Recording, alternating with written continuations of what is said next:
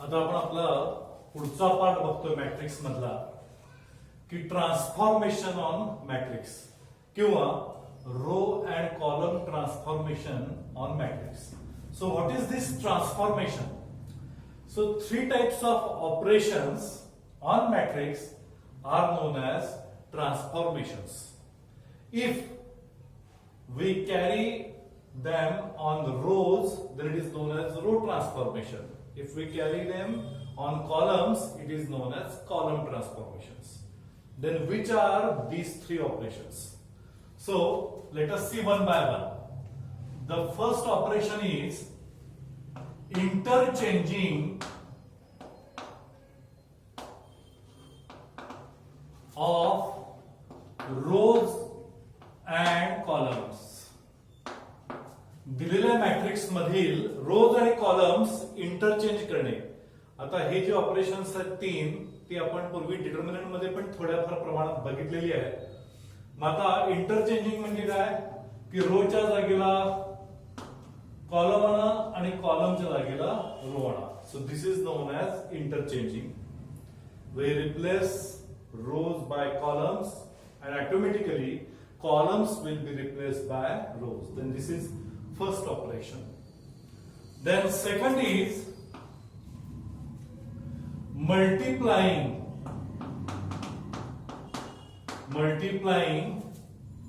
all elements of any row or column by a non-zero scalar. एखाद्या constant किंवा स्केलरनं एखाद्या रो किंवा कॉलमच्या सगळ्या एलिमेंट्सना गुणणे. Then it is denoted by for example 2r1. What it means r1 च्या सगळ्या एलिमेंट्सना 2 ने मल्टिप्लाय करा. समजा 5c2. What it means multiply all the elements of C2 by 5. So these are two operations. Then third operation, which is important one, is adding or subtracting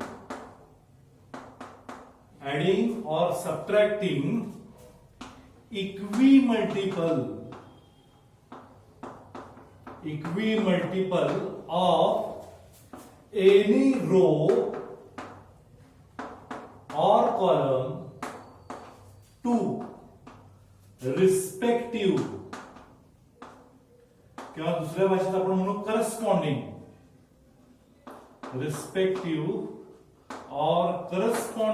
elements of any other row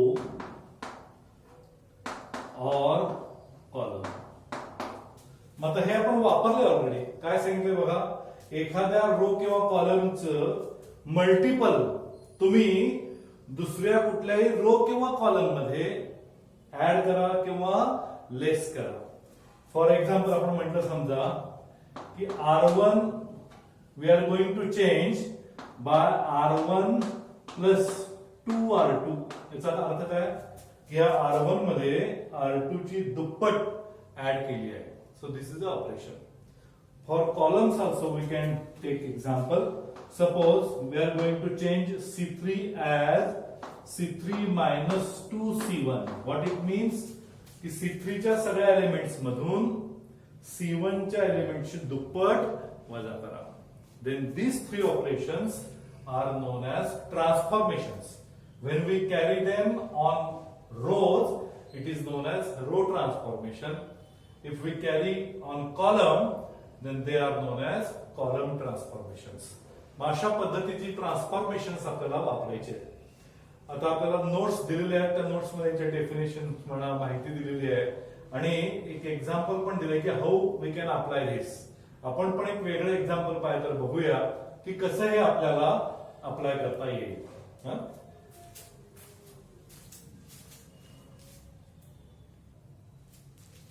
आता आपण एक matrix घेतला example A equal to 2 4 5 7.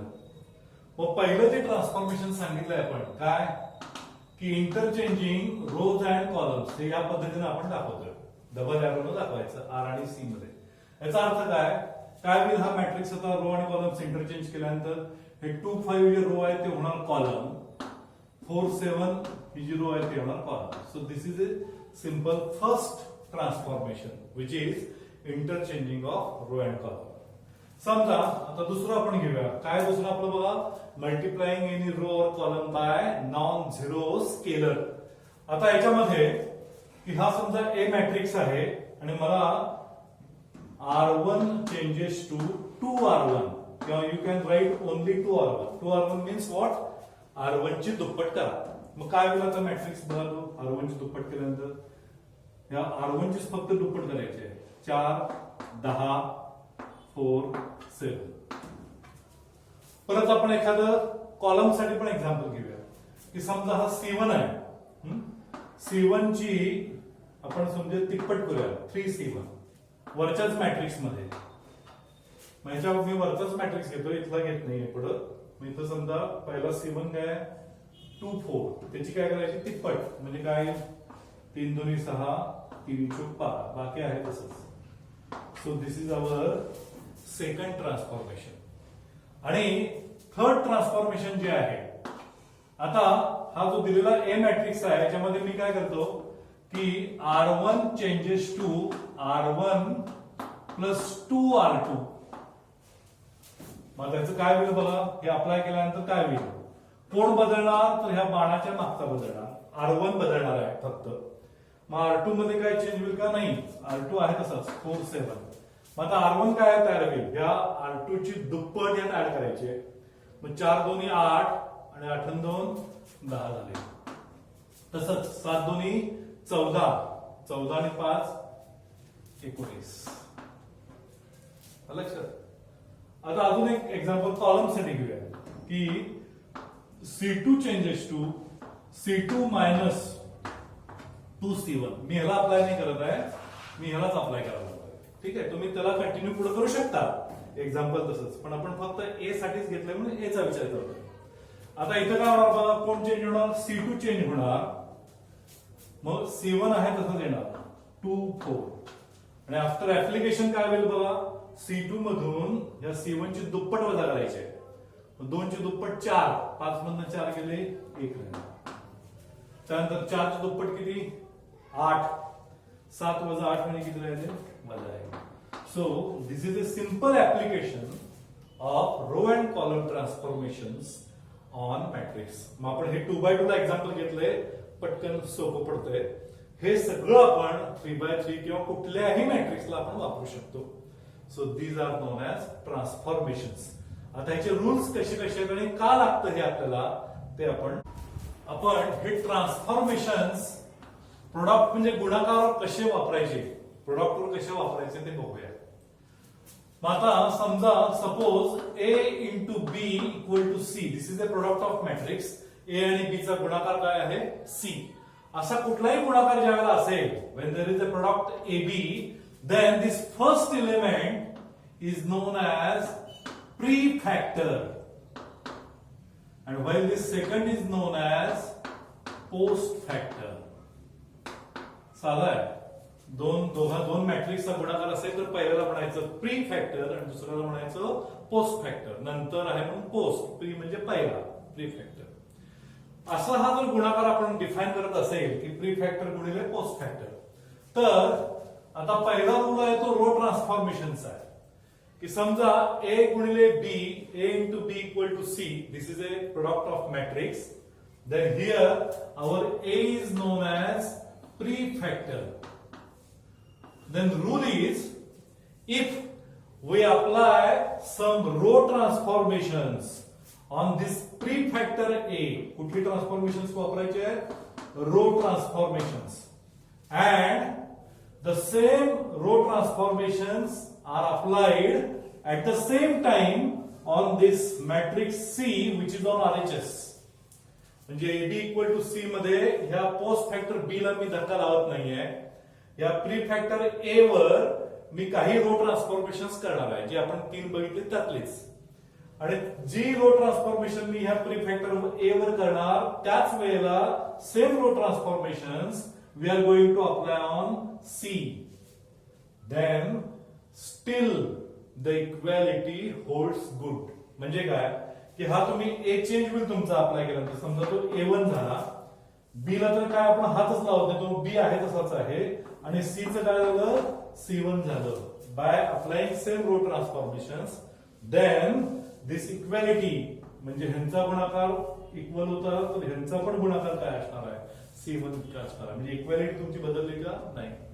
त्यामुळे एक गोष्ट काय लक्षात ठेवायची, जर प्रीफॅक्टला तुम्हाला हात लावायचा असेल तर रो ट्रान्सफॉर्मेशन्स वापरा. सेम थिंग आता कॉलम ट्रान्सफॉर्मेशनचा नियम बघा की समजा असाच प्रोडक्ट आहे B equal to C, then this B ला काय म्हणतोय आपण पोस्ट फॅक्टर.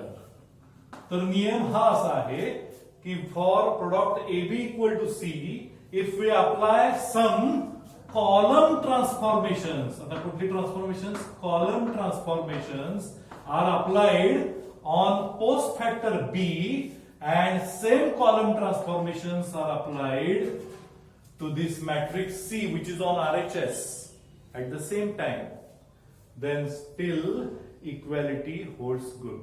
म्हणजे काय होणार, हा A ला तर काय हातच लावलेला नाहीये, B ला कॉलम ट्रान्सफॉर्मेशन्स अप्लाय केल्यानंतर समजा तो B1 झाला, C चा C1 झाला, आणि तरी सुद्धा इक्वॅलिटी काय असणार आहे तशीच राहणार.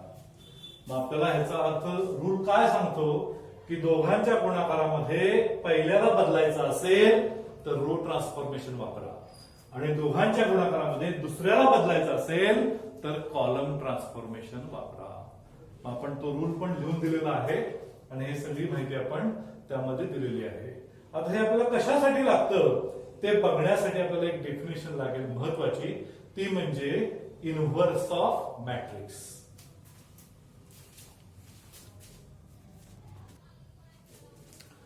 आता आपण मेन डेफिनेशन एक बघणार आहे, मागं राहिलेली होती कदाचित ती, आणि ही पुढे घेण्यासाठीच ठेवलेली होती, which is inverse of matrix.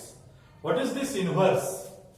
तर if A and B are two matrices, समजा A आणि B two matrix आहेत, such that A into B is equal to B into A. AB चा गुणाकार आणि BA चा गुणाकार पण सेम आहे, and it is equal to I. A into B is equal to B into A is equal to I. What is this I? I is unit matrix. Then these A and B are known as inverse of each other. म्हणजे दोघांना एकमेकांची काय म्हणायचं inverse, and it is denoted as inverse is denoted म्हणजे समजा A चा inverse आपण दाखवायचा आहे, denoted as A च्या डोक्यावर वजा एक चिन्ह. So this is known as inverse. मग आता A into B चा गुणाकार जर I असेल तर या A चा जो B आहे हा काय झाला इनव्हर्स, मग B च्या जागी आपण काय लिहूया A इनव्हर्स. म्हणून इक्वेशन काय मिळेल बघा, म्हणून A into A इनव्हर्स करा किंवा A इनव्हर्स into A करा, इट इज इक्वल टू काय I. So this is definition of inverse. So what is this definition? थोडक्यात ज्या दोन मॅट्रिक्सचा गुणाकार एक, मराठीमध्ये आपण संख्यांच्या मध्ये एक आणि मॅट्रिक्स मध्ये काय म्हणतो त्याला युनिट मॅट्रिक्स. ज्या दोन मॅट्रिक्सचा गुणाकार युनिट मॅट्रिक्स येतो त्याला एकमेकांचे इनव्हर्स म्हणतो. It is same as reciprocal. What is reciprocal बघा? If 5 is a number, then it's reciprocal. व्यस्त reciprocal कोण असणार त्याचा 1/5. का की ज्या दोन संख्यांचा गुणाकार एक येतो त्याला आपण काय म्हणतोय रेसिप्रोकल. तसं ज्या दोन मॅट्रिक्सचा गुणाकार I येतो त्याला काय म्हणायचं इनव्हर्स ऑफ मॅट्रिक्स. आता ह्या इनव्हर्सच्या काही प्रॉपर्टीज आहेत. Properties of inverse of matrix बघणार आहे. परत एकदा बघूया आपण. डेफिनेशन मध्ये सांगितलं होतं की ए हा जर मॅट्रिक्स असेल तर ज्या दोन मॅट्रिक्सचा गुणाकार आय येतो, आय म्हणजे unit matrix, then they are known as inverse of each other. त्याला म्हणतो आपण इनव्हर्स ऑफ इच अदर. आपण घेतलेलं होतं की AB चा गुणाकार I येतोय, याचा अर्थ काय की A आणि B are inverse of each other. आता ह्याचे प्रॉपर्टी जर बघितल्या तर पहिली प्रॉपर्टी आहे की for any matrix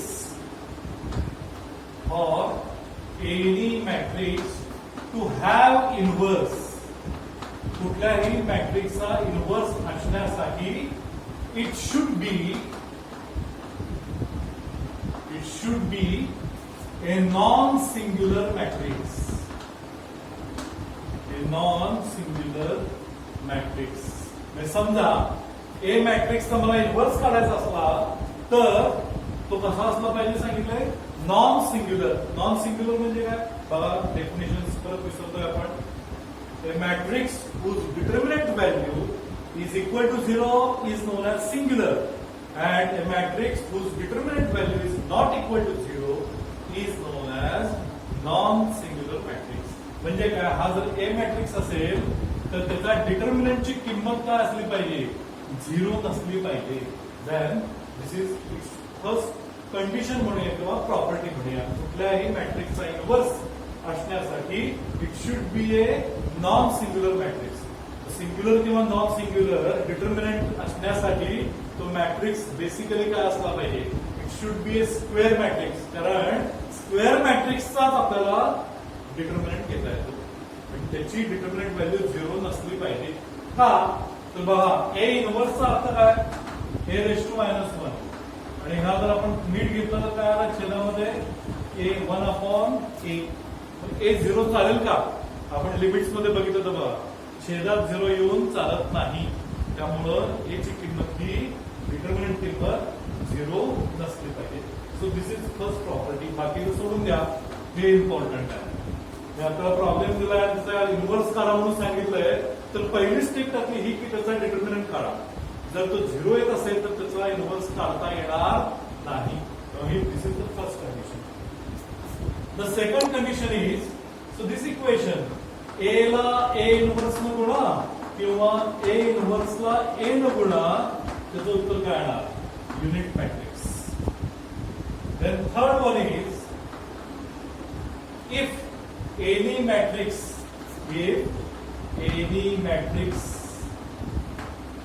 has inverse,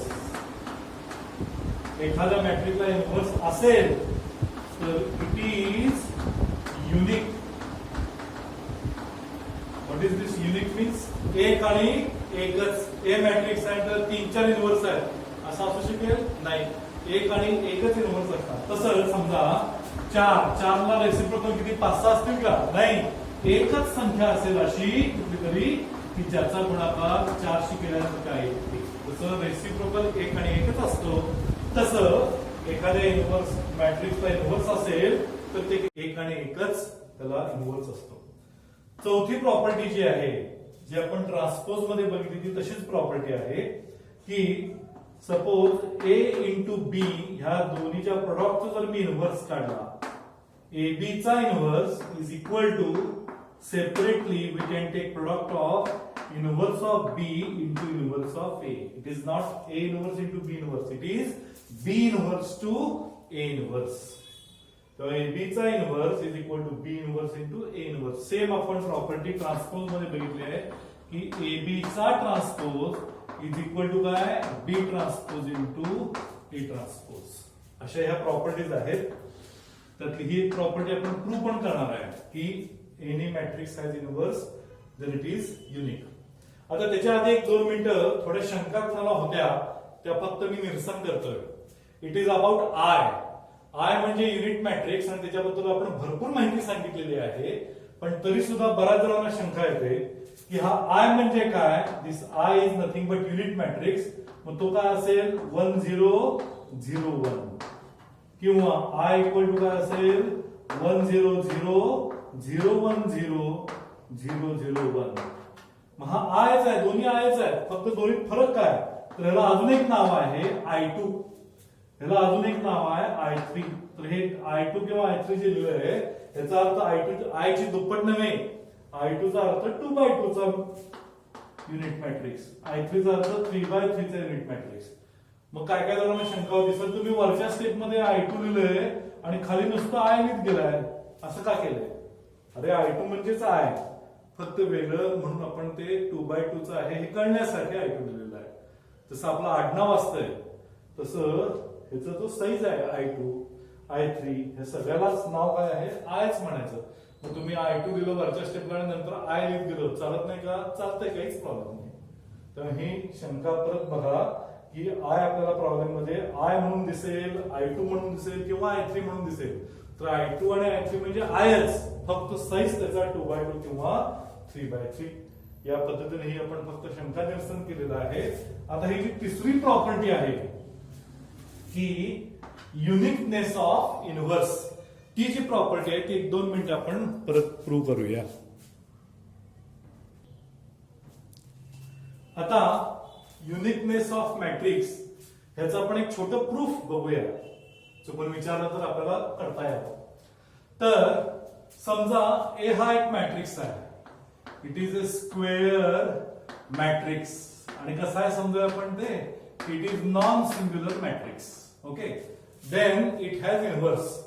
आता आपण असं म्हणूया की आपण जी नोट दिलेली आहे, प्रॉपर्टी सांगितली की A चा एकच इनव्हर्स असतो. पण आपण असं मानूया, late B and C are inverse of A. B आणि C असे दोन इनव्हर्स आहेत असं मानूया आपण. हा, ठीक आहे. जर B आणि C दोन इनव्हर्स असतील तर इनव्हर्सच्या प्रॉपर्टी प्रमाणे काय असेल बघा, by property of inverse A into B केलं काय किंवा B इंटू A केलं काय, याचं उत्तर काय यायला पाहिजे? I. बरोबर आहे. दोन इनव्हर्सचा गुणाकार काय असतो? I.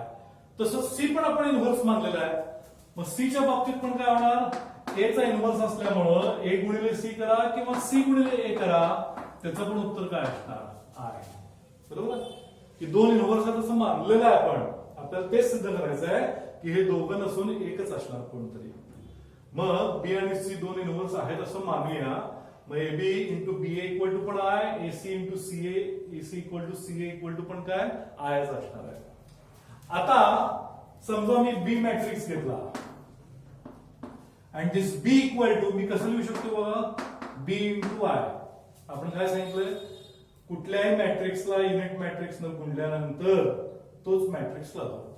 म्हणजे 5 ला मी 1 न गुणल्यानंतर किती 10-12 काय मिळते का? नाही, 5च मिळणार. 5 1 5. तसं मॅट्रिक्सच्या बाबतीत दिलेल्या मॅट्रिक्सला मी I न गुणल्यानंतर तोच मॅट्रिक्स राहतो. ठीक आहे. आता हे जे I दिसतात इथं, ह्या I च्या जागी ही I ची किंमत ही पण आहे ना, तर पुट I च्या ऐवजी मी काय करतो, AC पुट करतो. ठीक आहे. I इक्वल टू AC समजा आपण पुट केलं, so B equal to B into AC, B into AC. या I ची किंमत म्हणजे कोण? हा AC. हे पुट केली. पण परत खालच्या स्टेपला मी आता असं करतो, हे दोन एकत्र करतो, B इंटू A एकत्र करतो आणि C वेगळा करतो. पण परत बघा B इंटू A म्हणजे काय बघा, B इंटू A म्हणजे BA ची किंमत किती आहे? Iच आहे. म्हणजे परत B इक्वल टू काय आला? I इंटू C, आणि I इंटू C म्हणजे कोण असणार? Cच. म्हणजे परत B इक्वल टू काय मिळालं? C आलं. जर तुम्ही A चे B आणि C हे दोघं इनव्हर्स मानत असाल तर ते दोन्ही कोण आहेत? सेमच आहे. B आणि C वेगळा नाही, तो एकच आहे. आणि ह्याच्यावरून काय सांगतो आपण, as B equal to C, A ला किती इनव्हर्स आहेत? इनव्हर्स किंवा inverse A inverse is only one, that is inverse of matrix is unique. So this is a proof.